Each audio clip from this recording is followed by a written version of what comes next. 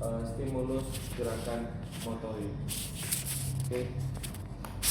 Perkembangan kesininya itu dibuatlah metode Boba itu khusus untuk anak. Nah, dikenal dengan Neuro Development Treatment atau NDT. Nah, tapi secara garis besar konsepnya ini sama dengan Boba. Dimulai dari 3 teknik utama: inhibisi, fasilitasi, dan blocking. Nah, kita akan bahas sedikit dulu tentang 3 prinsip dasar obat.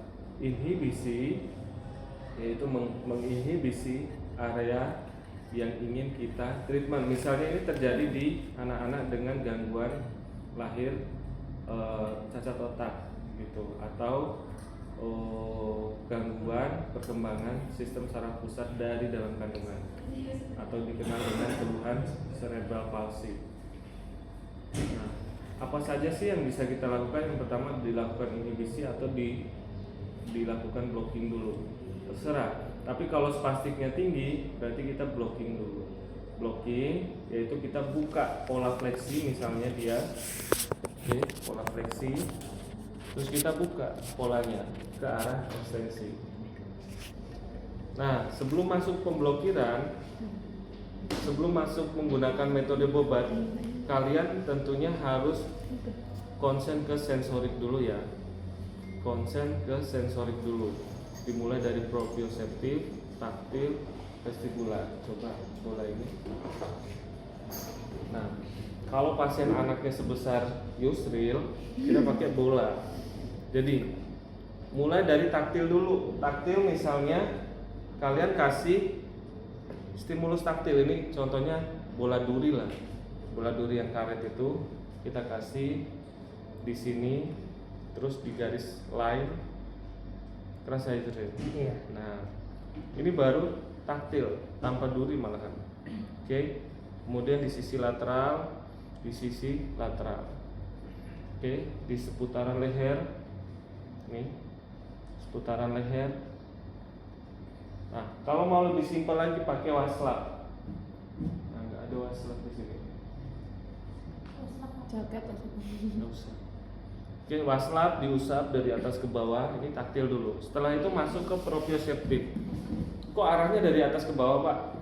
Karena perkembangan itu kalian akan fokus dari 3 dulu. Dari atas ke bawah, dari dalam keluar, oke, dari depan ke belakang. Ini 3 ini matang, baru nanti dapat balasan dari bawah ke atas, dari luar ke dalam, kemudian dari belakang ke depan. Nah, gimana cara mematangkannya? Kita udah tahu alurnya, tinggal stimulusnya. Terutama taktil tadi mulai dari ubun-ubun turun ke ujung kaki, ubun-ubun turun ke ujung tangan pakai waslap. Nah, kalau nggak terlalu jago pakai bola atau bolanya nggak ada, gitu, itu stimulus taktil. Kemudian proprioseptif akan menyasar seluruh sendi. Nih, oke, 10-15 menit dikasih tekanan pressing. Rasa ya, Stril? Rasa. Rasanya kayak digencet. Iya. Oke, terus turun ke knee joint. Nah, turun ke ankle joint. Terus balik dia tengkurap sama. Nah, kenapa ini jadi penting? Di era sekarang banyak anak yang sekolah, yang baru masuk sekolah itu hiperaktif, lari kanan kiri, tapi anaknya normal. Karena mereka mencari kebutuhan proprioseptif di batang tubuh. Nah, kalian bisa pakai teknik ini atau teknik pelukan. Peluk dari depan untuk ngasih proprioseptif di batang tubuh. Karena sekencang apapun, seaktif apapun mereka lari, yang dapat tungkai sama ekstremitas. Sedangkan batang tubuh ini terlindungi oleh ekstremitas. Gitu, makanya selalu miss. Nanti saya akan kasih tahu kenapa jadi penting hal ini. Setelah ini baru vestibular. Vestibular nanti dia naik di atas bola tengkurap, terus diayur maju mundur kanan kiri kemudian searah jarum jam seperti yang ada di skillet Down syndrome. Nah ini sama nih. Setelah itu sudah clear semua ya, kita masuk di stimulus Bobat konsep. Karena metode Bobat diciptakan bukan untuk menjadi metode utama, tapi merupakan metode untuk dikombinasikan dengan metode lain. Salah satunya sensori integrasi yang barusan kita praktekin. Nah, metode lain juga yang bisa kalian gunakan adalah play terapi. Ada tukang bakso. Gitu. Nah, nanti anak itu akan secara refleks nengok ke suara. Apa nih? Suara apa?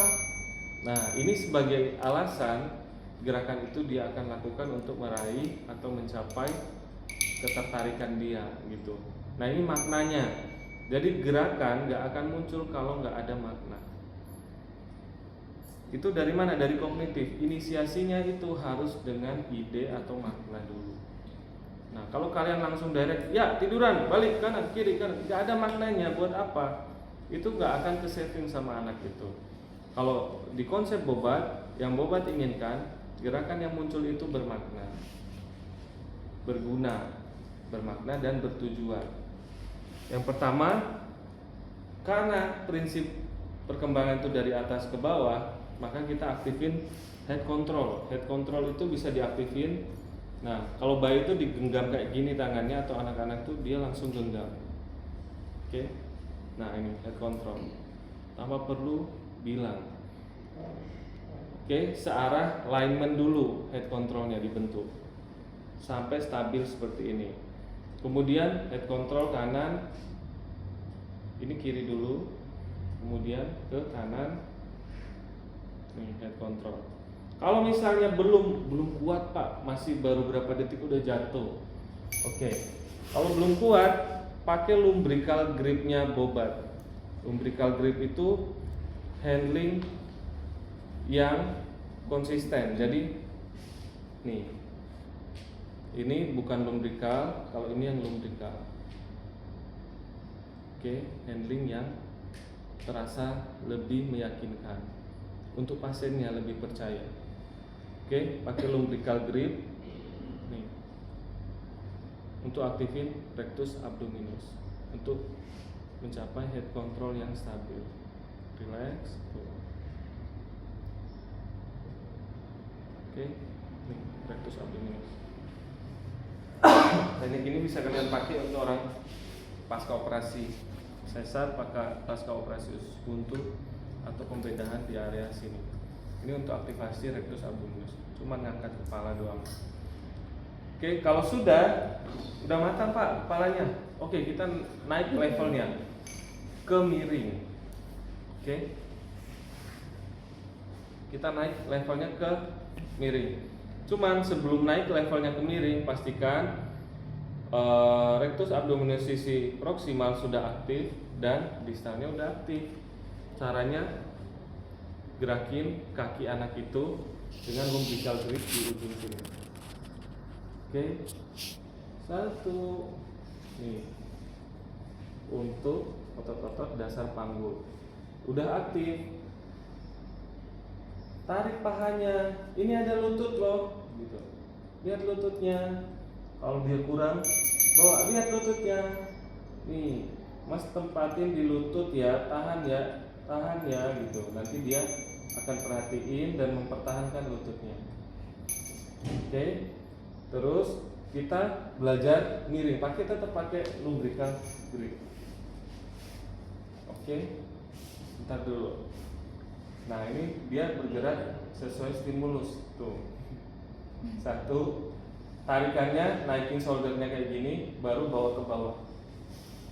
Nah, ini miring. Terus kasih standar ini. Nah, terus dorong sana. Udah nggak bisa ada standarnya kok.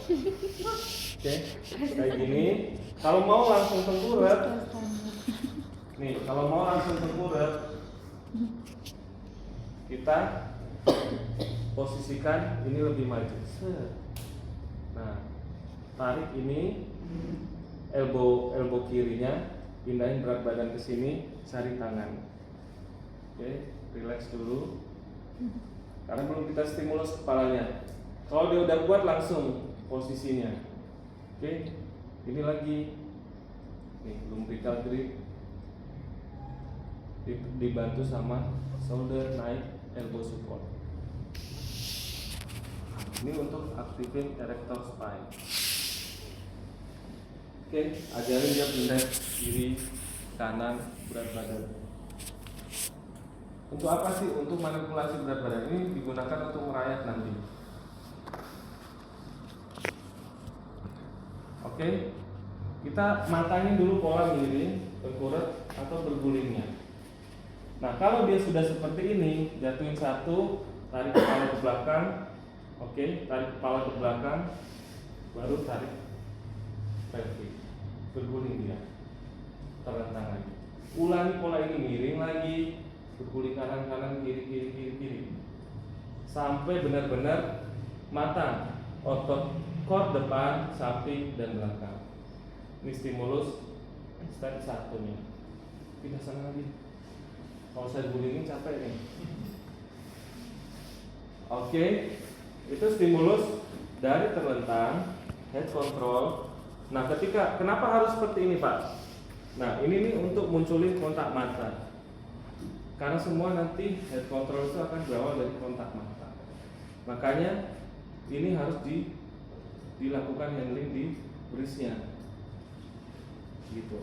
Gak bisa kalian manggil, ayo miring, nggak bisa, tiba-tiba miring. Kontak mata itu nggak bisa kalian wakilin pakai lonceng, itu nggak bisa. Harus mata sama mata. Caranya ya kita pegang brisnya, kita pegang, baru kita lihat matanya. Nah, ini untuk memunculkan head control nanti ketika dia sudah mulai lawan gravitasi tengkurap. Nah, ini head controlnya terbentuk. Nanti kalau udah jalan, head controlnya tegak, bukan nunduk gini, menghindari kontak mata. Oke, itu tadi sudah untuk miring dan berguling. Kita lanjut lagi ke posisi tengkurap, elbow support. Nah, ketika sudah elbow support, tangan harus kebuka. Karena rahasianya adalah sensor di area telapak tangan itu nanti akan berkaitan dengan kemampuan eksplorasi bicara, bubbling yang muncul. Nah, kalau ini masih munci, dia akan pelit ngomongnya. Oke, ini persensitif. Kalau gatal kan mau ada uang. Nah, tapi kalau dia ngunci, nah ini nggak akan ada uangnya, atau akan pelit bicaranya. Oke, kita stimulus merayap. Oke, internal rotasi hip. Oke, flex ini agak pakai lagi. Ini merayap, arahkan jempolnya lebih kuat. Jadi kita bisa kasih tahanan di sini. Oke. Kemudian berat badan pindahin ke tangan kiri ya. Kiri, terus ini maju ke depan. Set. Ini dorong maju. Nih kakinya, dorong maju. 1, 2, 3, maju. Nah, ini aku balas. Bingung nih kakinya. Oke. Sudah belajar. Dorong maju. Nah, balas tuh langsung otomatis. Ini penanaman pola merayap. Kalau sudah ini matang, dia udah maju, kanan kirinya sudah dapat, kita lanjutin ke pola berikutnya. Tadi elbow support, sekarang wrist support. Naik, ini masih. Nah, dia ke depan, dia tante di sana. Hai. Tante nggak apa. Ayo Hai tante. tante. Oke, kalau sudah beri support, visual spasial pandang ruang udah lebih luas. Oke, dari miring tadi, dari terlentang, pandang ruang sempit, miring sempit, tengkurap lumayan luas, elbow support lumayan luas, beri support naik lebih luas. Di sini kognitif sudah lebih bisa memproses stimulus yang banyak. Refleksnya, refleks gerakan ini menandakan kemampuan kognitif sudah ada di level yang lebih tinggi, sehingga di saat ini dia sudah butuh untuk naik ke posisi yang stabil. Kenapa beri support nggak stabil? Karena capek ya. Nah, oke, lanjut ke beri support. Beri support. Nah, kita lanjut ke posisi duduk. Nih, posisi duduk pertama. Sholat. Oke. Udah nggak capek. Nah, di sini kognitif akan meminta banyak atau merespon banyak stimulus yang ada di sekitar dengan pandang ruang yang lebih luas. Dia akan nengok dari tante yang sana, tante yang sini. Nah, Anti. Enggak yang dibantuin. itu tante.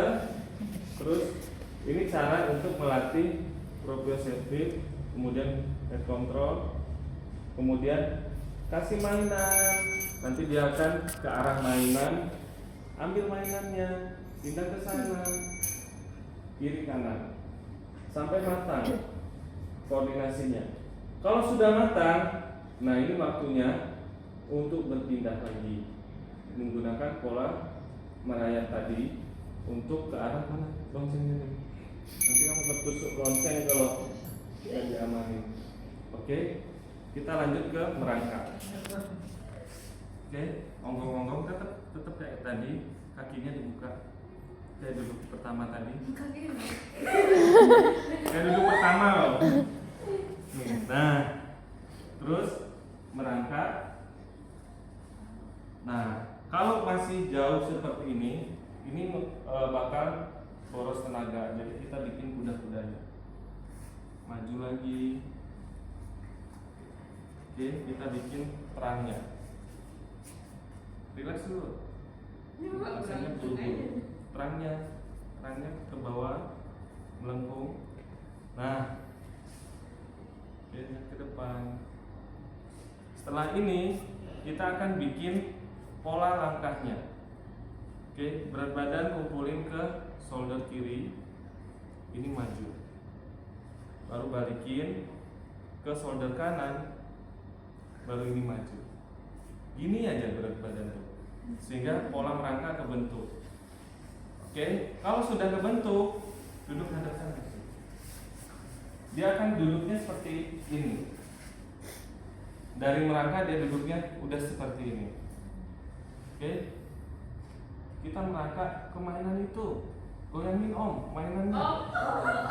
Oke, goyangin. Terus ambil mainannya, maju lagi, maju. Tuh, dia langsung merambat tanpa perlu perintah. Misalnya dia merambat dulu di sofa, di mana-mana dia merambat. Kalau ini sudah bagus, pegang ini ya, pegang yang kuat. Om pegangin ya om, gitu. Bidinin berat badan di satu sisi, misalnya sisi kanan, yang kiri maju buat tumpuan. Terus stimulus sedikit berdiri. Gitu.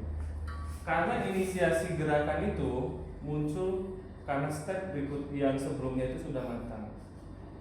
Gitu. Jadi hanya perlu sentuhan stimulus, dia akan bergerak sesuai dengan tahapannya. Tanpa perlu aneh-aneh. Nah, itu yang dibilang oleh konsep obat murni. Nah, ini tinggal goyangin. Gitu. Gangguin tantenya. Hai gitu. Nanti perlahan-lahan dia akan menyiapkan visualnya dulu, audionya dulu, sistem indera disiapin sama dia untuk dibuka, membuka pandang ruangnya lebih luas. Kalau sudah siap, koordinasi vestibular udah mulai matang, core muscle udah mulai matang, dia akan lepas satu tangan, pegang itu, hanya untuk lempar mainan, lempar berantakin. Nah, mainan ini untuk pelajaran kognitif ini masih pegang masih baik. Terus mainan ini visual dan kognitif itu belajar tentang apa sih?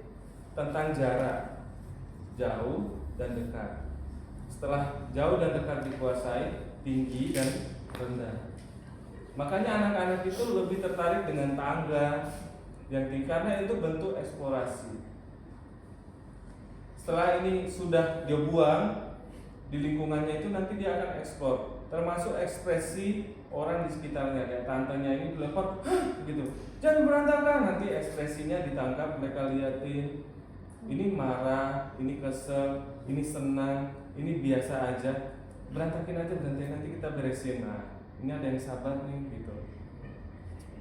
Kalau tante aku, onti aku, dia emosian gitu, nanti dia bilang.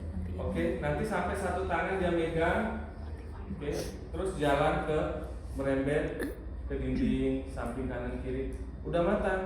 Nanti satu tangan dilepas, terus baru dia jalan kikuk. Udah.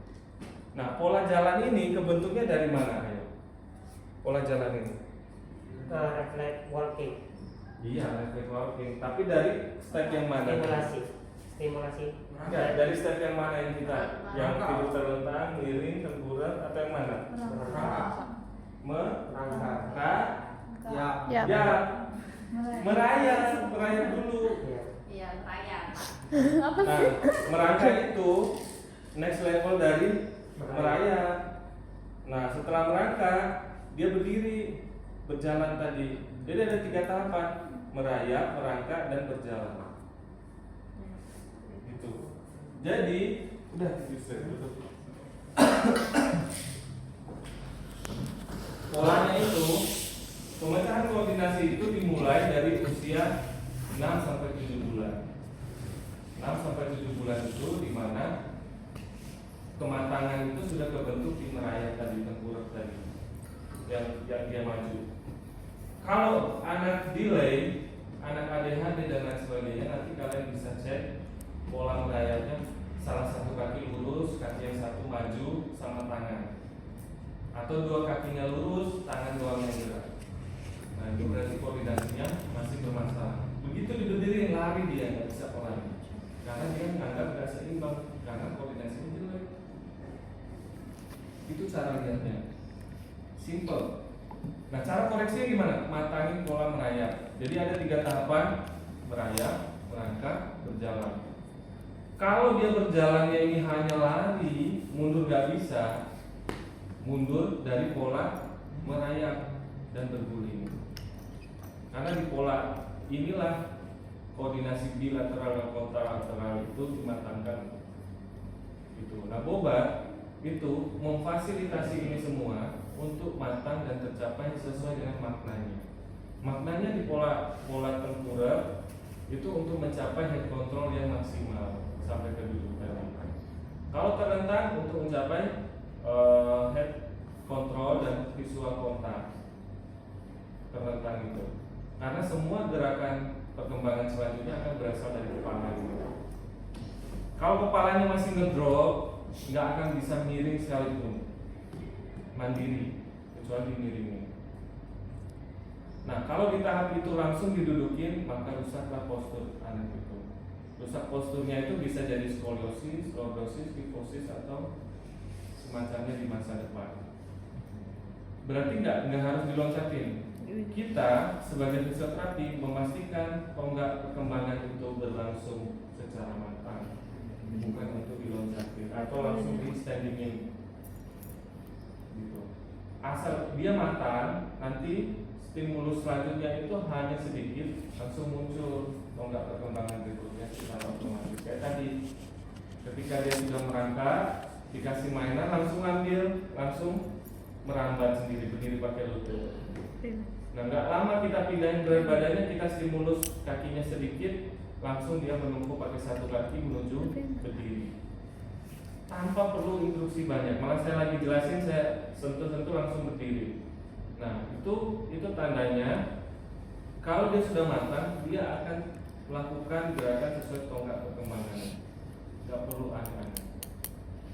Nah, yang perlu kita fokusin adalah tonggak sebelumnya ini harus dipastikan matang untuk ditinggalkan, kemudian lanjut di step berikutnya. Gitu. Oke, itu untuk stimulus Boba. Nah kalau di anak cerebral palsy ya sama. Oke, kita matangin dulu tonggak sebelumnya. Misalnya dia miring, dari terlentang miring, terlentang miring, terlentang miring. Satu terakhir perlakuan tengkurap. Oke, sampai dia bisa terlentang miring sendiri. Nah kalau sudah bisa, kita lanjut miring tengkurap sama berguling. Jadi satu sesi pertemuan itu mungkin menghabiskan cuma satu pola atau dua pola yang diajarkan. Enggak dari terlentang sampai berdiri kayak barusan, karena ini skill lab. Jadi saya kasih full pola stimulus dengan handlingnya dan titik sentuhannya di mana yang ringan gitu, yang nggak terlalu capek. Tapi kalau real kasusnya satu pola atau dua pola gerakan itu dalam satu sesi pertemuan. Nah kalian bisa mematangkan ini bisa sampai 3 kali sesi pertemuan dengan pertemuan rutinnya misalnya seminggu 3 kali. Berarti seminggu 3 atau 2 pola itu aja Pak? Iya, sampai matang. Nextnya di minggu depan baru naik ke pola berikutnya. Oh berarti nggak langsung dari terlentang miring ke berguling, kemudian merayap, mundur, kemudian merambat langsung ini satu waktu, nggak bisa, karena kita menunggu kematangan itu dulu. Oke, nah barusan kita pakai play terapi, kita pakai bobat, kita pakai sensori integrasi. Karena bobat itu bukan metode utama, tapi dia memfasilitasi semuanya untuk mendapatkan gerakan yang bermakna. Nah, makna gerakan itu terletak pada kematangan proses demi proses atau tonggak demi tonggak perkembangan. Nah, nanti anak itu kalau sudah matang gimana hasilnya Pak? Di masa depan dia akan ketemu nih di sekolah-sekolahnya dengan pelajaran IPA, kimia, fisika, matematika, bahasa Inggris, bahasa Indonesia. Nah, itu nanti akan kaitannya dengan kemampuan IQ. IQ ini berkembang untuk digunakan dari proses eksplorasi tadi yang dimulai dari di ruangan dia eksplor dulu. Oh di ruangan ini warnanya ini, ada ibu, ada suara ini, tapi belum ada orangnya. Akhirnya pas dia miring ketemulah sumber suaranya, ketemu aktivitas orang. Dia tengkurap naik, akhirnya dapat pandang ruang yang lebih luas. Dia dapat. Nah kemudian di usia 1 tahun dia sebelum 1 tahun itu dia akan merambat di seluruh rumah. Di umur 1 tahun dia sudah nggak perlu eksplorasi rumah karena dia udah tahu semua isi rumahnya. Dia akan lebih condong keluar rumah. Dipaksa pun di dalam rumah nangis dia karena kebutuhan eksplorasinya ada di luar rumah untuk mengetahui tekstur tanah, rumput, daun, biji-bijian, kulit pohon, angin, cuaca. Nah setelah di luar rumah ini dia akan eksplor lebih spesifik kebun-kebun, halaman-halaman yang berumput, got, parit dan lain sebagainya. Itu untuk apa sih? Untuk matangin IQ, buat dia modal berpikir di masa depan, mematangkan IQ berpikirnya, urutan sekuennya, kemudian mematangkan core muscle-nya dan kemampuan koordinasinya. Kalau masa eksplorasinya langsung dipotong, nah itu akan jadi problem emosi. Nah problem emosi ini bisa mempengaruhi semuanya lagi, termasuk gerakan kasarnya, gerakan halusnya.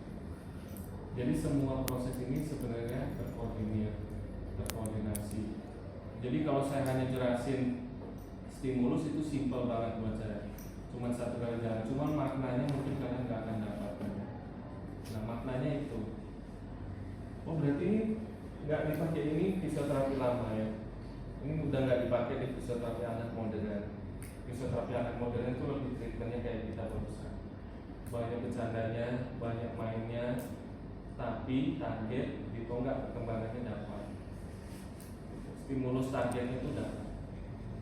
Pakai bahkan kita, wah vestibular kurang matang Pak, pakai bola ini bisa. Kalau anaknya sudah besar, pakai prosotan bisa. Dia prosotan, tengkurap, kepala di atas 1, 2, 8 kali. Kalau dia masih belum berani ketinggian, nah kita mulai tengkurap kepala di bawah, tapi kita pegangin prosotan, kita pegangin kakinya. Gitu. Nanti dia akan muncul refleks parasut untuk bertahan gitu, biar gak kepala mendarat duluan. Oke, refleks jantungnya sudah bagus. Sekarang kamu terlentang tapi kepala di bawah gitu, nanti dia akan muncul refleks kontrol head controlnya. Nah, ketika sudah dekat dengan mendarat, dia akan mengangkat kepalanya. Itu koordinasi dari vestibular dan kontraksi otot rectus abdominis. Gitu. Nah, itu makanya kenapa ada perusahaan. Nah, selain itu untuk vestibular lain ada ayunan. Ayunan bisa ayun sambil terlentang, tengkurap, miring, nih, atau peluk pohon tuh. Banyak sekali jenis. Nah, selain itu body image itu seberapa lebar tinggi badannya, dia tahu. Itu ada terowongan lubang-lubang itu. Nanti dia akan masuk keluar terowongan. Nah, di situ kalau dia masuk ke bawah sofa atau kursi kan nggak kejedok dia, karena dia udah tahu seberapa lebar badannya, seberapa tinggi badannya. Nah, itu yang kalian lakukan kalau kalian masuk ke kolom, terus kalian bakal hati-hati keluarnya karena kalian tahu tinggi kepalanya seberapa dan di atasnya ada kayu. Nah, itu namanya body image. Oke, ada pertanyaan?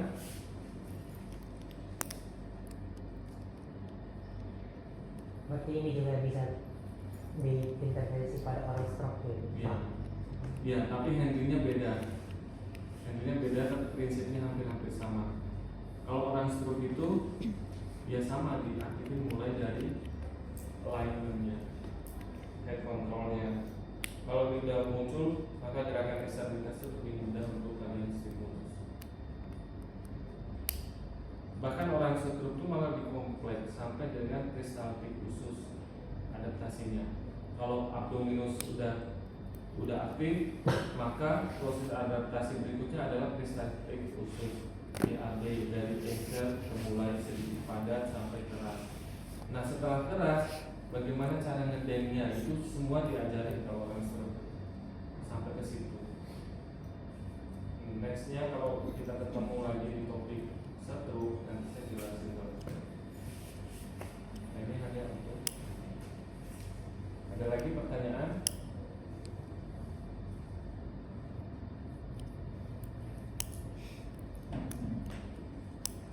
Lilis, ada pertanyaan?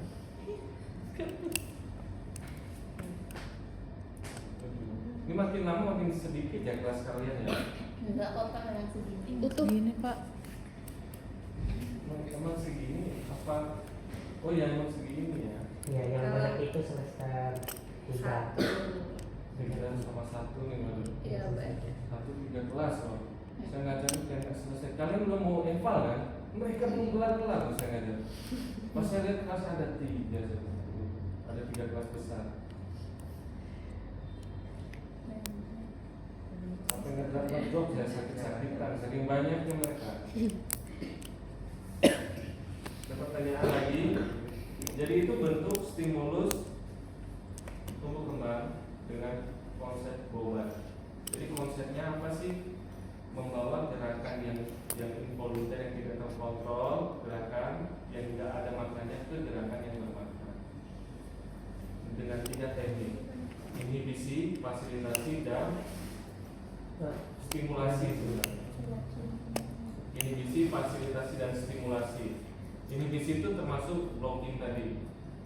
Inhibisi, fasilitasi, dan stimulasi.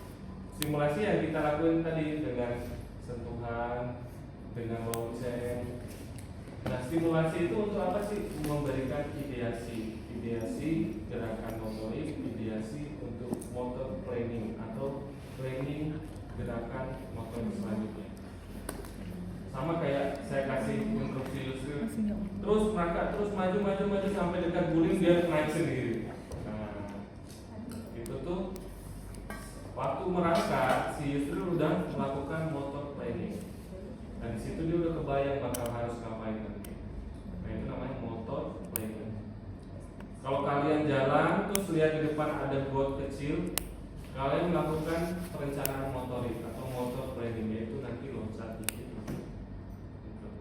Terus kalian akan menganalisis berapa lebar si got ini. Oh terlalu lebar, kayaknya nggak kuat saya loncat. Nah di situ kalian akan berpikir untuk solusi lain selain loncat. Itu namanya motor planning. Nah itu yang tidak dimiliki atau tidak sempat dipikirkan oleh anak-anak ADHD yang hiperaktif. Mereka lari dia nggak punya, ini nggak tahu bahaya dan lain-lain kata ibunya. Mereka nggak punya motor planning, jadi nggak punya warning. Ini bisa apa enggak? Ini cukup badan lewat sini apa enggak? Gitu. Oke, jadi stimulus tumbuh kembang ini dengan Bobat selain membenahi gerakan motorik juga mematangkan dan memastikan observasi lingkungannya itu selesai. Kognitif seiring dengan perkembangan motorik itu sejalan. Kalau cerebral palsy dia itu lahir rata-rata tanpa gangguan kognitif, jadi cuma motorik. Jadi kalian PR-nya tinggal stimulus motorik, kemudian kognitif ini bisa membantu program kalian asal pintu masuknya benar. Pintu masuknya pakai sensori integrasi seperti yang saya contoh di awal tadi, atau metode sensorik. Cuman sistemnya satu ya. Kenapa pertemuan itu 1 sampai 2 atau enggak perkembangan di bawah 4? Karena kalau kalian lapar butuh 1 atau 2 piring nasi. Nah kalian nggak mungkin dikasih 10 piring kan? Atau kalian dipaksakan makan 10 piring, nanti bisa muntah. Kalau kalian punya komputer, ada sekitar 50 aplikasi di dalam komputer kalian. Kalian buka barengan, nanti langsung lemot. Oke, lemot dan semuanya difungsikan. Lemot ngehang macet, terus mati dia. Pas kita buka, di restart ulang, dibuka, udah nggak ada aplikasi, udah tertutup semua. Begitu. Nah itu yang terjadi di anak-anak berkebutuhan khusus dengan seperti kasus cacat otak bawaan. Dia nggak punya memori yang cukup, maka stimulus itu harus tertata, tidak boleh berlebihan. Kalau berlebihan kejang dia, berarti ada kerusakan saraf motor neuron yang ada di otak. Kalau sudah ada kerusakan itu, maka semua program kita mulai dari nol lagi. Semua aplikasi tertutup, semua memori yang latihan dengan kalian sebelumnya terhapus. Makanya tadinya dia udah bisa jalan atau merangkak, tiba-tiba kejang, langsung tiduran lagi, nggak bisa apa-apa. Nah itu hati-hati, karena berlebihan stimulus bisa menyebabkan kehilangan kemampuan. Cuma ini yang tahu bisa terapi, orang tua nggak tahu. Orang tua menganggap anaknya memang waktunya kejang, gitu. Saking sering kejang yang mereka, bahkan ada dikasih obat anti kejang. Padahal kejang itu merupakan tanda dari si kapasitas memori yang kecil dan kemampuan si anak yang masih hipersensitif. Maka teknik pertama yang harus ditangani adalah sensorik. Sensorik harus lebih diutamakan untuk bisa menampung informasi dan menyeleksi informasi yang akan didapatkan. Kalau sensoriknya belum matang, informasi yang nggak penting aja di set, akhirnya dia keluar sendiri. Pilihannya hanya ada 2, matangin kemampuan sensorik atau tempatin anak itu dalam kamar kosong tanpa stimulus. Nah itu akan aman tanpa kejang. Kan manusia sosial, gak bisa kayak gitu. Pilihan yang pertama yang kita pakai, matangin kemampuan sensorik. Oh berarti usapan, pressing, pelukan tadi yang kita lakuin di awal itu bisa dikasih PR ke ibunya. Jadi lihat ibunya yang lakukan di rumah sampai matang. Nah kita fokusnya di mana? Gerakan motorik sama main. Nah play terapi itulah yang menjadikan alasan dia datang mencari kalian. Saya mau cari Mbak Lilis, mau main. Padahal dia mau diobatin itu. Gitu. Saya mau main sama Mbak Lilis, main sama Mbak Lilis aja, nanti main bola-bola bisa, main terowongan bisa. Padahal waktu dia masuk terowongan, kalian tadi ajarin dia merayap, gitu, berguling. Gitu kalau sampai dia setelah sesi terapi lapar, makannya banyak, tidurnya nyenyak, gak pernah begadang, kata manusia kan. Karena programnya efektif nih. Cuma di memori dia hanya main. kaki kita sesuai tonggaknya sampai dia matang, baik bersama step berikutnya. Itu yang paling benar fisioterapi itu. Jadi bukan datang di daerah langsung dikasih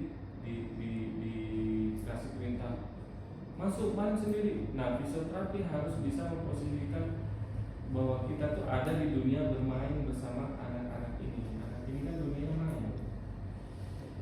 Kita nggak bisa jadi sosok yang merintah mereka di dunianya mereka. Nah, kalau kalian kayak gitu, maka berantem politik kepentingan jadinya. Gitu. Makanya semua pasien saya tuh nganggapnya ketemu saya tuh ya main.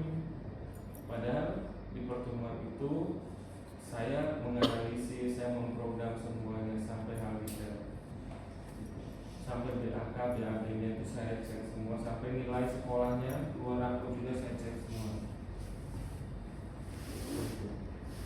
Padahal mereka cuma mikirnya hanya main aja sama Om Jafar, main prosotan, main ayunan. Tapi kita hitung ya, hitung barang 10 kali. Hitung setelah itu ya. Kalau dia lakukan kesalahan, berdiri di atas guling satu kaki, Om pegangin, hitung sampai 15. Habis itu hukuman selesai. Padahal di situ latihan body balance, latihan keseimbangan. Dia cuma ya aku salah lagi, udah aku dihukum deh gitu. Padahal saya targetnya memang latihan keseimbangan di sesi itu. Berdiri di atas guling, tiduran begitu, saya pikir pada saya, ya udah itu. Jadi bagus. Padahal bentuknya cuma main-main kayak gitu. Ya itu namanya flight terapi yang dikombinasikan dengan perubahan konsep. Ada pertanyaan lagi? Baru jam 2.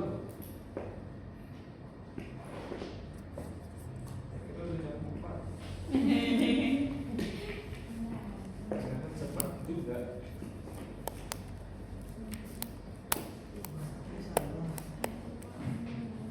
Ada pertanyaan? Jadi di video nanti itu, di video yang saya rekam itu kalian lihat handlingnya di mana, lumbrical gripnya itu di mana posisinya.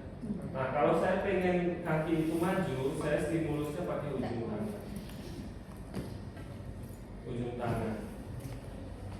Kalau pengen strangnya tadi fleksibel, waktu dia merangkak, nah kita stimulusnya pakai ujung tangan. Tapi kalau untuk handling, pegangan itu pakai lumbrical grip. Nah ini lebih gentle. Ini handling yang gentle tuh lumbrical grip. Kalau pasiennya geliat, kalau kalian pakai lumbrical grip selesai sudah. Dia nggak akan gampang geliat karena pegangannya gentle. Tapi kalau kalian pakai ujung tangan ini, dia bakal menggeliat. Nggak nyaman juga. Oke, lumbrical grip itu sentuhannya itu pakai sisi dalam.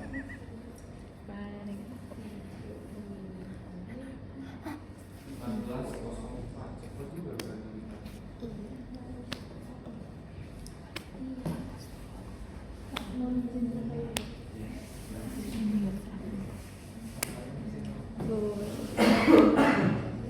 Oh berarti evalnya ini dalam syndrome sama aja sih.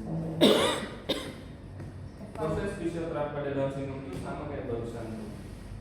Kalian tuh kita Down syndrome itu kita praktek atau Prakteknya sama kayak barusan. berarti bukan jelasin Down syndrome itu apa? Nggak usah ngomong. Nggak tahu. Nanti menjelaskan itu lebih detail. Aku juga nggak tahu, nanya. Kita benar praktek stimulus pembentukan Nanti tanya pakai obat konsep, pakai sensor integrasi, pakai terapi bermain. Kalau bisa di ruangan anak ini, jadi langsung bisa masuk tempat-tempat dengan pasiennya. Gitu. Nanti paling mainannya yang kalian sediain supaya lebih banyak jenis stimulusnya. 2 pasang loh Pak. Iya, 4 pasang. Masuk semua Kayak Cina ya, Bang. Gak ada yang nunggu, jadi setelah fisioterapi yang satu selesai tinggal gantian kan. Udah sesi 2, berarti yang pasien jadi fisioterapi, yang fisioterapi jadi pasien. Itu nanti majunya urut absen atau bebas milih pasangan Pak? Bebas milih pasangan. Tapi harus dengan persetujuan PJ-nya. Kalau PJ-nya nggak PJ-nya setuju kok Pak. Astaga. Oh, udah PJ-nya keluar. Kalau PJ-nya enggak sesuai urutan absen ya udah ikutin. Oh berarti Kalau setelah ASEAN sama sama mana? Gimana? kalau sama orang masuk ya Oke, berarti ada yang nggak penilaiannya ada itu pasti nanti kan?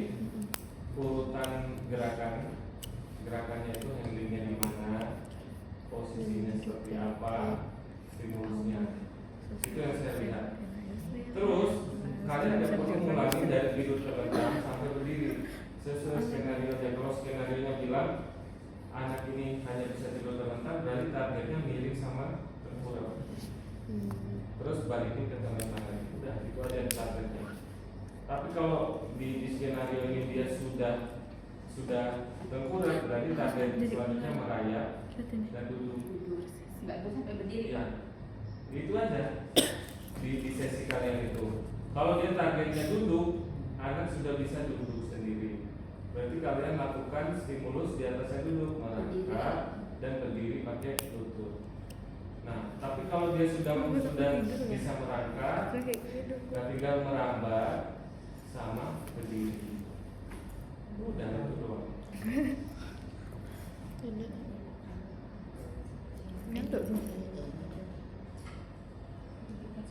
Jadi nggak melakukan semua. Jadi mungkin empat kelompok itu masuk sekalian. Cuma stimulus yang dilakukannya beda. Ada yang miring sampai berguling aja, ada yang merayap terus duduk, ada yang merangkak, duduk merangkak terus merambat, ada yang merambat berjalan atau berdiri. Jadi beda-beda. Oke. Urutannya apa aja Pak? Berguling. Ya Allah. Jadi itu evaluasinya nanti untuk skenario kasusnya. Yang saya nilai itu stimulus itu tadi sama awalan ada sensori integrasinya dulu, terus stimulus gerakan motorik dikombinasi sama play terapi. Jadi nggak boleh nggak ada play terapinya karena gerakan itu muncul karena alasan. Itu nggak bisa kalau tanpa alasan. Nah itu dipikirin dari secara permainan yang cocok gitu, yang bisa kalian kendalikan sistem permainannya. Nggak banyak stimulusnya kan, cuma dikit doang gitu. Kalau itu masih belum bisa, kok tidak saya. Kan saya nggak suruh mengulangi dari A sampai Z. Siapa yang apa?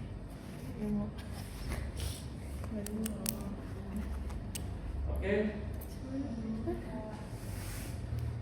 Itu aja deh, kita bubar aja karena sudah lama ini. Ada pertanyaan nggak? Nanya aja, siapa ada nanya? Enggak Pak. Berarti kalau anak-anak yang apa hiperaktif tuh malah didiemin aja ya Pak? Dibimbing, dikasih pelukan dalam atau nggak dikasih pressing bola gitu. Pelukan dalam tuh gimana? Peluk. Aktif banget tuh. Oh. Dipeluk, terus agak kencengin dikit tapi masih bisa nafas. Nah itu 10 sampai 15 detik sama kayak pressing bola gini. Kalau dia larinya kencang, pelukannya dari depan. Oke. Tapi kalau dia banyak diamnya layu, nah pelukannya dari belakang. Nah kalau kalian nggak ngerti, ya udah peluk aja lah. Yang penting dipeluk. Yang penting dipeluk. Kalau ada bola gym, ya lakuin yang saya lakuin ke Instagram tadi, pressing 10 sampai 15 detik di setiap sendi. Tengkurap punggungnya dikasih. Bapak berarti yang Down syndrome sama yang bobot ini kan nanti beda kan? Tapi evalnya kan beda-beda Pak. Ada 2 eval. Iya. Down syndrome itu eval 4, bobot itu eval 6. Apa mau digabung Pak? Oh, jadi satu. Gini, cara booking jadwalnya. Eval 4, eval 6. Oh, mepet sekalian Ya, dulu nanti kita gitu. sekali. Oh, oke Pak. Nggak absen. Paham PJ? Paham. Ah, siap, iya. Besok Makanya Senin? kalau ada yang lain juga ada gitu di PPT Iya Pak. gitu. Jadi dia Mempersiapkan. kan ini kan topiknya mirip. Dari sama-sama. Down syndrome itu tentang orang juga. Nggak sedekat lah. Tapi dia lebih banyak bahas sensori. Sedekat itu juga sih. Iya kan? Terus kalau stimulus bobat ini kalian bisa pakai di Down syndrome juga. Cuma sensoriknya duluan harus masuk. Kayak permisi dulu gitu ya. Iya, permisi dulu, aktifin dulu sistem sensoriknya, sistem indahnya. Udah siap baru masuk metode bobat sama play terapi. Ngerti langsung ya. Gitu loh urutannya. Jadi nggak dimiringin dulu baru diaktifin sensorik. Nah itu kalian bakal berantem dulu berarti karena masuk wilayah orang tanpa permisi. Nah pintu masuknya kan sensorik. Sensorik itu mulai dari taktil, propio, vestibular.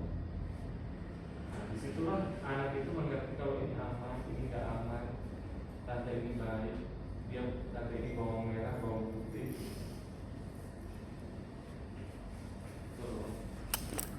Orang saya kayak gini aja banyak anak-anak yang Om Jafar gitu. Om Jafar, jadi mereka nggak ada yang bisa bilang ya Om Jafar, hai gitu, hai. Sampai sekarang ada di dosen saya udah SMP kalau lihat saya sih, hai Om, hai. Anak pegawai sini. Karena dia memorinya dengan saya itu main. Padahal nggak orang terapi dia. Ada pertanyaan lagi nggak? Nanti ada dua ya, kalau habis ya. Semester 2, tahun kedua, semester 1, 3 dikali semester 7, 2 topik 1, 5, 7 loh. Kadang saya bertukar-tukar, tapi ngajar apa Pak? Filsafat, ini semester 5 nih PKI saya bilang. Ditanya pakai begitu ngajar apa semester 7? Bukan semester 1.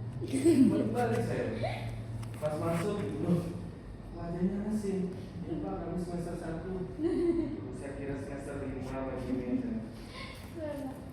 Lintas semester sampai saya lupa. Karena semester berapa ya ini? Kasus men. Masih satu nggak sih kita? Iya. Nggak sih. Sudah terlalu tua untuk berkait. Nggak gitu. Enggak lah Pak.